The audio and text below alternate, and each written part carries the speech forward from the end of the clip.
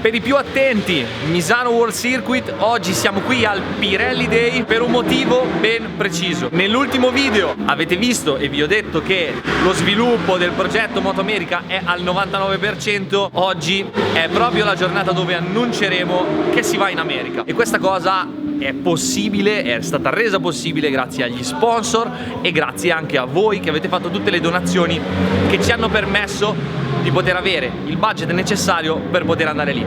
Oggi giornata un po' particolare perché non girerò molto, ma faccio provare la moto a un giornalista che scriverà poi un articolo sulla nostra storia, su quello che dobbiamo fare. Ma la cosa più bella è, voi vedete i video, vedete sempre quello che vi dico io, abbiamo fatto una moto un po' particolare e vediamo che cosa dice questa persona che di moto ne guida tante, impressioni a caldo e che cosa prova guidando tutto il lavoro che abbiamo fatto.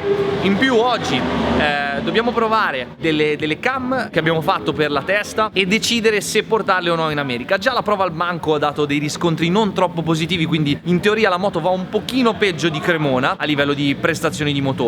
Però il banco è una cosa, adesso lo proviamo in pista e soprattutto adesso vediamo che cosa ci dice Luca della moto.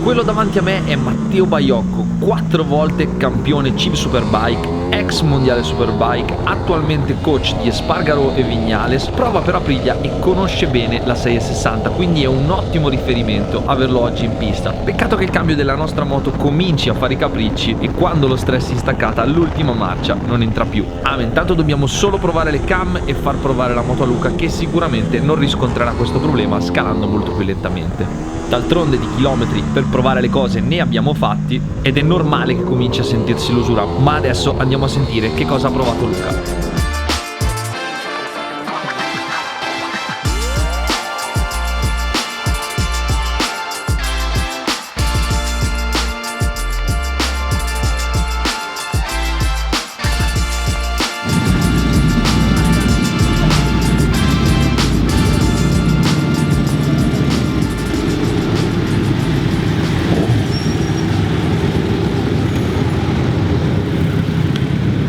Fermo, voglio le impressioni a caldo, poi mi dici tutto quello che vuoi. Vabbè. L'inserimento fa paura, frenata e inserimento fa quello che vuole. Ok. Impressionante. Di motore rispetto alla Trofeo mi è sembrato che abbia più a lungo in realtà, perché con l'altra ti fermavi a 10,3, 10,5, questa va su. Stando insieme e poi sei su rannicchiatissimo. Che cacchio di posizione usi? Cioè, ma dalle ginocchia, cazzo. Quindi frenata e inserimento ok, posizione rannicchiata, dice che allunga più della moto Trofeo. Adesso vediamo e ci facciamo raccontare con più precisione le sensazioni che ha provato guidando.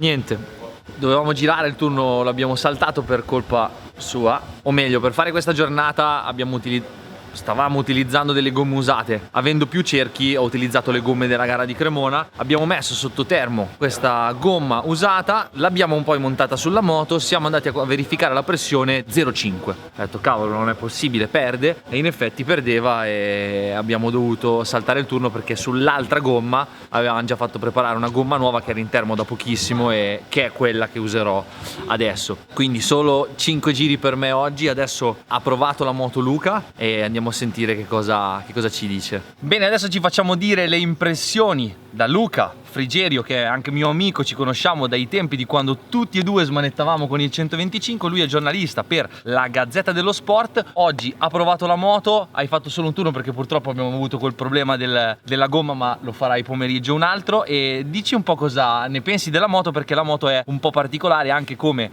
setup, geometrie. Abbiamo lavorato tanto, avete visto durante i video con Gabro sul motore, con Tommy Noccioli alle sospensioni, e quindi t'ho preso l'impressione a caldo prima che me l'hai detta ancora con il casco. Dimmi adesso a mente fredda che cosa ti sembra della moto. Una cosa che mi hanno insegnato in questo lavoro è che le prime impressioni sono quelle più importanti, quindi un turno direi. Infatti che sono venuto a prenderti perché volevo sapere, cioè proprio a caldo, appena sceso dalla moto, la prima cosa che dici, no? Sai, quella che ti impressiona di più. Allora direi che il trattamento dell'Edo ha funzionato, perché la moto l'avevo provata a Vallelunga l'anno scorso. Però hai provato la moto versione trofeo? No, quella di Gabro proprio. Ah, ok, ok. Proprio questa qua, infatti l'impressione è ancora perfetto, più quindi curiosa abbiamo preso un tester giornalista che aveva già provato la moto di Gabro all'epoca, quindi perfetto. Quindi aggiornamenti di motore e di ciclistica, e devo dire che in inserimento, Edo, hai fatto un lavoro incredibile, perché la moto, cioè non lo pensi neanche, lei è già alla corda. Quindi freno in mano, frenata poderosa ovviamente per far schiacciare la forcella settata da questo pilota, direi che non è per me. Io avrei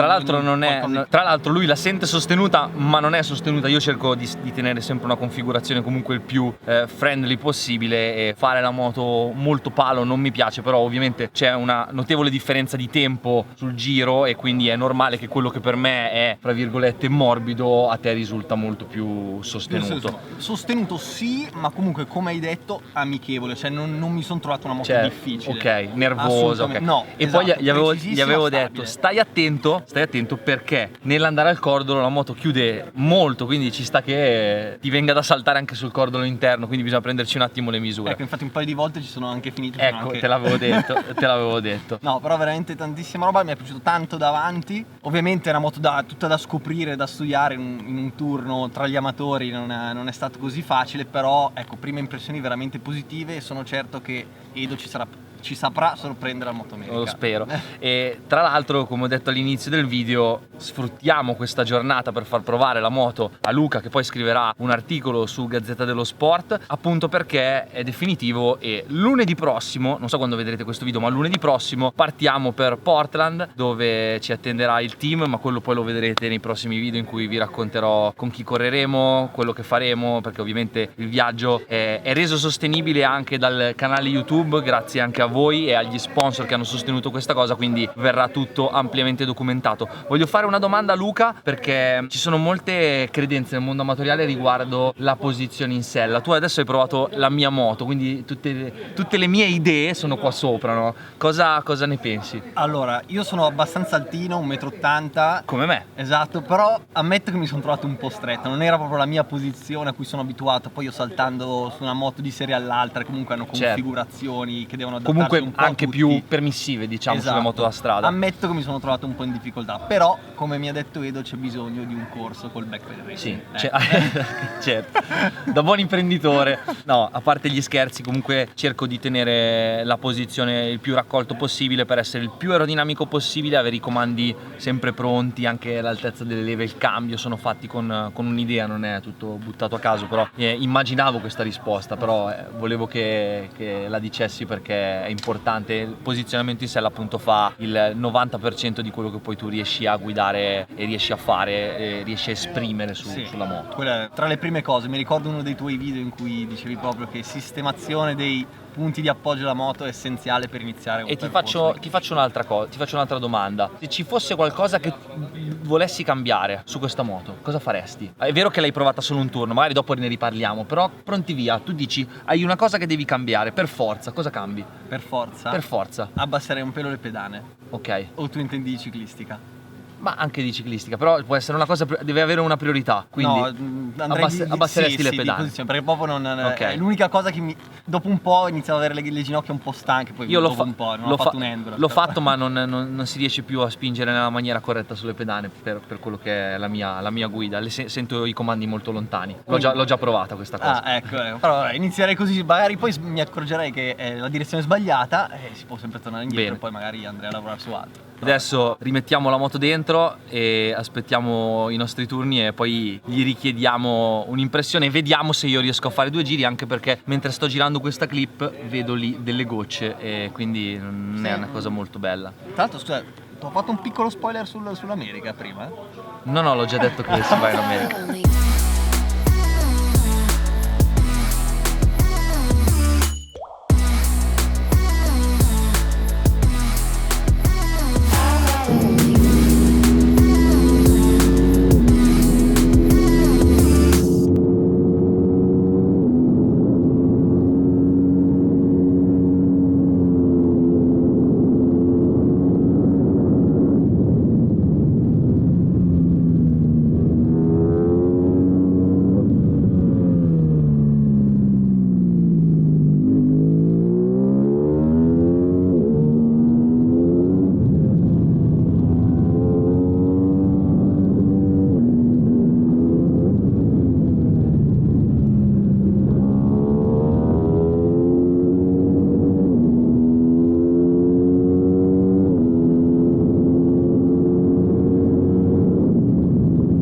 E in questa ambientazione un po' confusionaria non sono caduto, semplicemente quello che vedete è la moto smontata completamente, perché adesso, come vi ho detto all'inizio del video, in America ci andiamo per davvero e quindi la moto di Gabro va depredata di tutte le cose che abbiamo sviluppato per portarla in America. Quindi cam è stato smontato, questa qui è una moto che il telaio si può togliere da sopra dalla moto per arrivare direttamente al motore, tolta la testa, tolte le cam, tolto l'airbox, tolto il papero, tolta la frizione di STM e altri pezzi che ci porteremo in America. Adesso, mentre Enzo e Gabro finiscono di montare la moto, chiediamo a Luca, che ha fatto il secondo turno sulla 660, hai fatto un altro turno, quindi più chilometri, più tempo sulla moto, che cosa hai sentito? Allora, mi è piaciuto tantissimo il motore, sia sotto che sopra, perché è molto più a lungo rispetto al motore recente. Infatti nella pausa pranzo, anche se abbiamo fatto pochi giri, Gabro con UpMap ha lavorato sulla carburazione della moto, anche perché avendo provato le cam bisognava metterlo a punto e di banco aveva fatto un po' poco. E oltre a quello? Oltre a quello di guida ho avuto modo di studiare un po' meglio, soprattutto l'inserimento alla moto, tanto sostegno in staccata, e quello mi è piaciuto. A te mi hai anticipato che il freno non ti convince, ma per